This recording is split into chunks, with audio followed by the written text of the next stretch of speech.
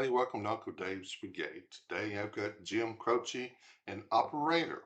It's a great song. I love it, and I got a good backstory to go with it. So stick around and hear the story, okay?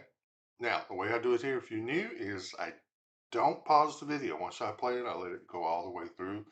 So I'll comment at the end, and I have a good story. Sometimes I have trivia, background stories, that kind of thing. So we'll get to the music here pretty quick. And got a midnight special one for you. So while I pull this up, hit like, subscribe, post notification bell.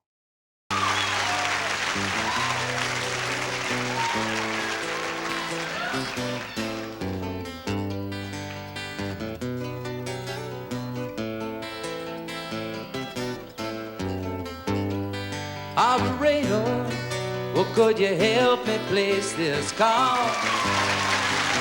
See the number on the matchbook is old and faded. She's living in LA with my best old ex-friend Ray. Gosh, she said she knew it and sometimes hated. Isn't there the way they say it goes? But let's forget all that and give me the number if you can't find it, so I can call just to tell them I'm fine and to show I overcome the blow, learn to take it well. I only wish my words could just convince myself that it just wasn't real, but that's not the way it feels.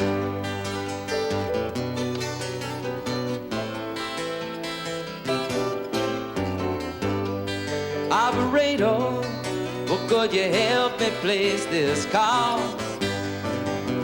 'Cause I can't read the number that you just gave me. Something in my eyes, you know it happens every time. Think about the love that I thought would save me. Isn't there the way they say it goes?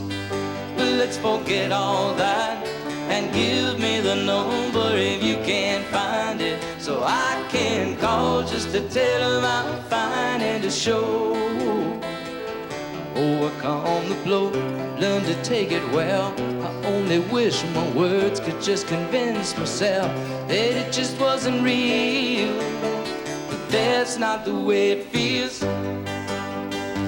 No, no, no, no, that's not the way it feels. Operator, let's forget about this call. There's no one there I really wanted to talk to. So thank you for your time.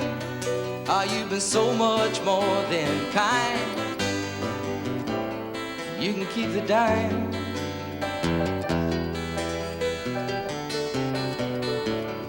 Isn't there the way they say it goes? But let's forget all that and give me the number if you can't find it, so I can call just to tell them I'm fine and to show overcome the blow, learn to take it well. I only wish my words could just convince myself that it just wasn't real, but that's not the way it feels.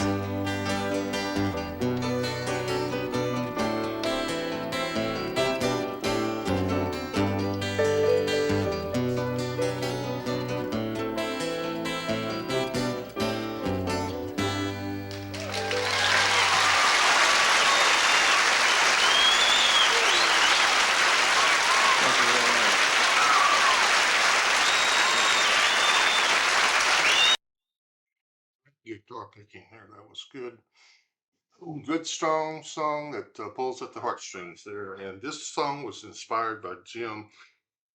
Whenever he was in the Army National Guard, he was stationed in one of the Carolinas, and he was away from his wife. And back then, you young people don't know what this is all about. You wouldn't understand this song, but they had payphones. You had to go and you had to pay, get in a booth and call your loved ones and put a dime in, which that's all it cost at the time was a dime, and you would make a phone call. And sometimes you have to have the operator help you make a long distance phone call to get the right exchange, to get to the right person that you're looking for. Sometimes it's collect call, person to person call, something like that. Terminology you guys wouldn't understand. But us old timers, we know exactly what he was talking about. But he stood outside the payphone to wait to make his turn to make the phone call. And all these soldiers were going in there and making their phone calls, and they were getting Dear John phone calls. You know, I'm breaking up with you. And they were coming out and they were sad, they were upset, they were crying. And, he said it was just heartbreaking to see these things, happen. They weren't always happy phone calls. So that kind of stuck in his brain, and he wrote this song based on that so that he could kind of express the feelings of a phone call of a relationship that had been broken. And so, the song is, he's trying to convince himself that he's gotten over it. And then by the end of the phone call, he just realized, he's like, you know what, there's really nobody there I want to talk to. It's time to move on. And but then in that last phrase, you can keep the dime. That always gets me because this was a time where a dime was worth something to a young soldier who had no money. I mean, they got paid very little. And Jim struggled. Jim was not rich and famous at this point, not at all. When this song came out, he was working on construction because he didn't have any money. He was poor. He and his wife struggled in the early years. Um, they really worked hard. He would work folk uh, song, the circuit, if you would, of folk music and that kind of thing. And that really didn't draw a big crowd. Just not a lot of money. He played in coffee houses and played in small venues and that kind of thing, writing songs. He worked construction, he did truck driving, he was a welder. I mean, he did a lot of different odd jobs here and there, and just to put food on the table. And when the baby came along, he had to really make a choice. What was he going to do? Was he going to do music, or was he going to find some job and stick with it? So he chose music, and he continued to write, and finally he started making some hits and had a record deal going. So this wasn't his biggest hit. Bad Bad Leroy Brown actually hit number one, but this one was a good hit. It was actually uh, he, like I say, he was working a construction job when this song was released, and then it became a hit, and so he had to go on tour. That jacket he was wearing that had the cat symbol on the shoulder there was probably his, because that's the kind of stuff you wear when you work construction jobs. So it was probably his. It probably wasn't part of the costuming department there at Midnight Special. So, but yeah, he also went on a college exchange tour. Um, with a couple of his guys. He formed a group early on in college. They went to Africa, the Middle East, and Yugoslavia and played for various peoples and groups over there. He said they didn't understand English, but he said if I sang it sincerely enough, he said they caught the drift of what the song was about.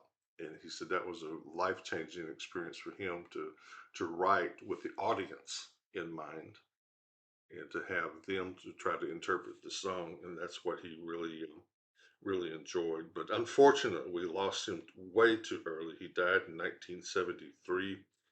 Airplane crash with four others um, that taken off from Natchitoches, Louisiana airport to Sherman, Texas to do another concert. He just left a concert and was going to do another one.